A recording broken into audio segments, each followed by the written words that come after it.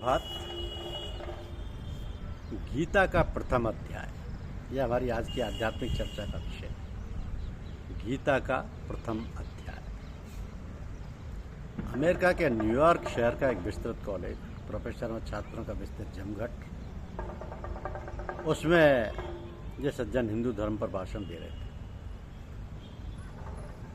तो हिंदू धर्म की आलोचना करते समय बातचीत के सिलसिले में एक अध्यापक ने जिज्ञासा की और कहा कि आपके देश में ईश्वर के संबंध में जो धारणा प्रचलित है वो बड़ी ही प्राणहीन है। The conception of God in your country is very cold. आपके कहने का मतलब क्या है? इन्होंने प्रश्न किया। हाँ, आपका भगवान निराकार, निर्विकार, निर्विशेष, शब्दहीन, अस्पर्श, अव्यय और अरूप है, संक्षेप में नहीं है। ऐसा कहने से ही चल सकता है। इस तरह के प्राणहीन भगवान को लेकर क्या जीवन में किसी भी प्रकार का धर्म कार्य किया जा सकता है?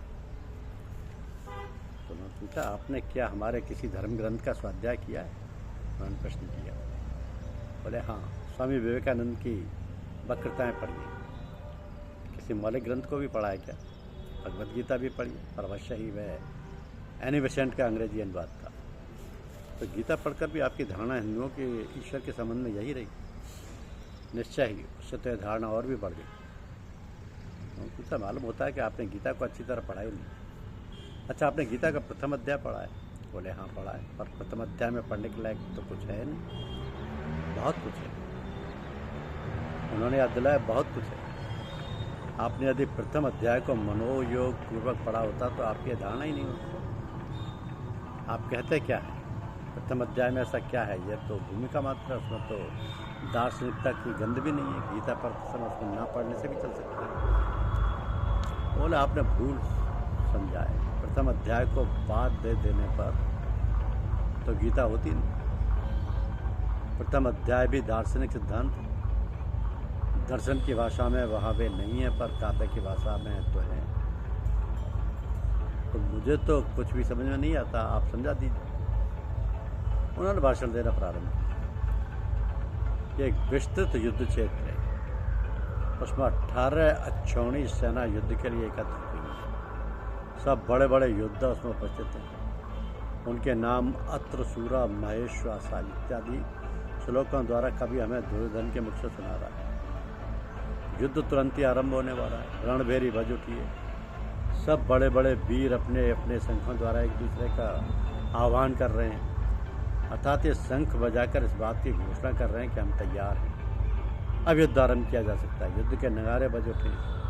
सशब्दस्तु मूलो भवत्। ऐसे समय में एक पक्ष के सेनापति कपिध्वज अर्जुन अपने रथ के सारथी भगवान ऋषिकेश से कहते हैं, देखो अच्युत, रथ को थोड़ा आगे बढ़ाकर दोनों सेनाओं के बीच में ले चलो। एक बार मैं देख तो लूँ कि कौन कौन वीर मुझसे लड़ने आए हैं। मैं उनके चेहरों को एक बार अच्छी तरह देख लेना चाहता हूँ। सेनापति की बातें बड़ी ही वीरता भरी, ओजपूर्ण है। बातों में शब्द भी, अहंकार भी है, घमंड भी है।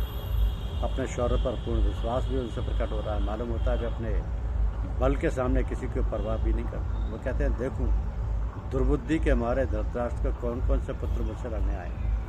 यह भी देखूं कि कौन कितने सिर अपने धड़ पर लेकर मेरे सामने खड़ा है। मैं एक बार जी भर कर आंखों से देख तो लूँ।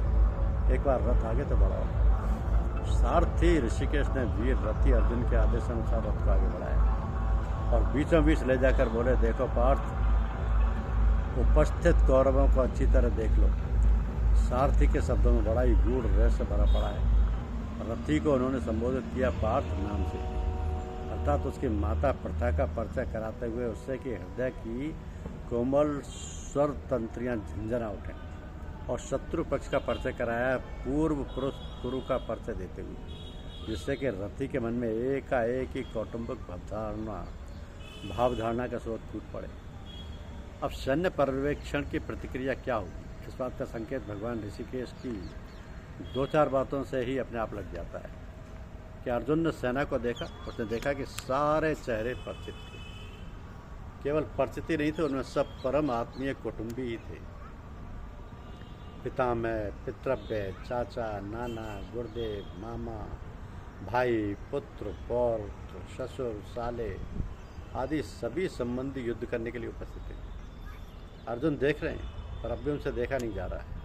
उनका शरीर कांपने लगा, वे थरथराने लगे, उनका मुंह सूख गया, सारा शरीर रोमांचित हो उठा, तमाम बदन में आग सी जलने लगी, गांडीव हाथ से गिरता सा दिखाई पड़ने लगा, मस्तिष्क के साथ साथ मन भी व्याकुल हो उठा। एक वीर रस का साक्षात अवतार किस प्रकार की करुणामूर्ति में परिवर्तित हो गया। काव्य भी क्या ही चमत्कारपूर्ण है। भगवान व्यास देव ने 7-8 श्लोकों में ही एक सुदृढ़ लौह पुरुष को कोमल नवनीत की पुतली बना डाला है। दूसरे किसी को शायद ऐसा करने में 7-8 पन्ने रंगने पड़ते। श्री कृष्ण बोले मैं युद्ध न कर सकूँगा। श्री कृष्ण अर्जुन बोले मैं युद्ध न कर सकूँगा, मुझे नहीं चाहिए जय, नहीं चाहिए राज्य, मुझे सुख की भी इच्छा नहीं, मैं भोग भी नहीं चाहता। मेरी इच्छा तो अब जीवित रहने की भी नहीं है। जिनको साथ लेकर मुझे जीवन का सुख भोगना चाहिए, उन्हीं से लड़कर सुख प्राप्त करने का हीन कर्म मुझसे ना होगा। मैं ये न कर सकूँगा, मैं ये नहीं करूँगा।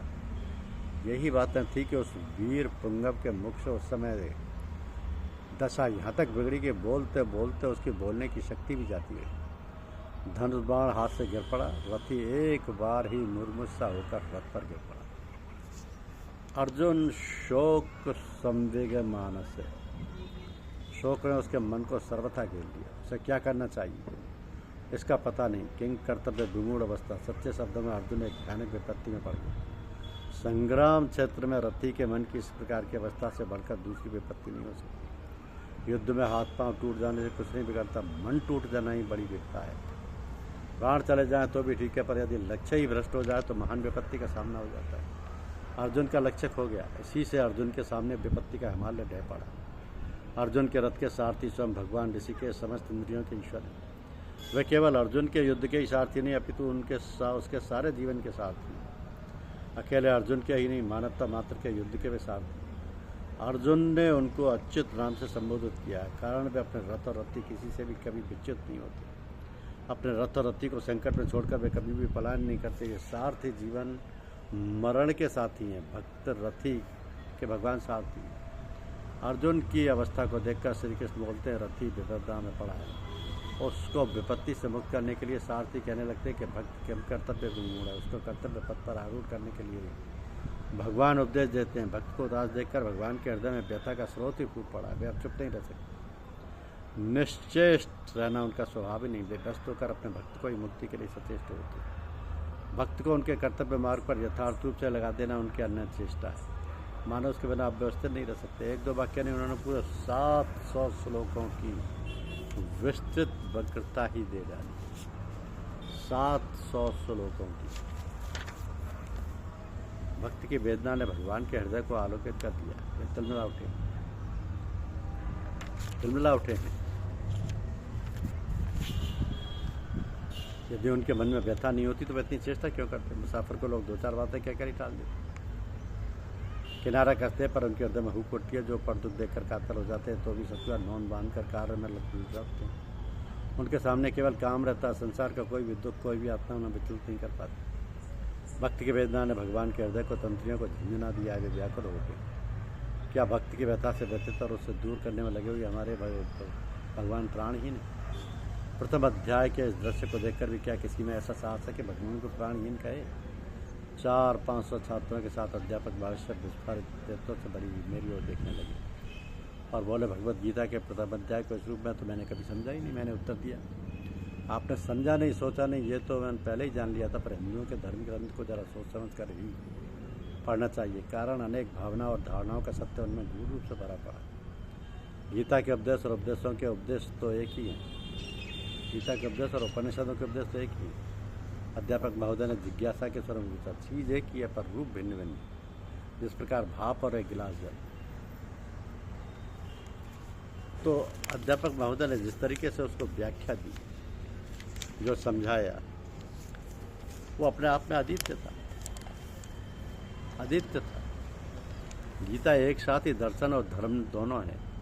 गीता की सृष्टि भले ही देश और काल की सीमा के बीच हुई हो, पर गीता के तत्व देश और काल से ऊंचे उठे हुए हैं। उपनिषद अलौकिक वस्तु है, पर गीता लौकिक अलौकिक दोनों है। अर्जुन का दुख और युग की युक्ति सभी समयों में समस्त प्राणियों का दुख और उसका जो विस्तार है। धन्यवाद। वीडियो को सब्सक्राइब अवश्य करें वीडियो चैनल को। धन्यवाद।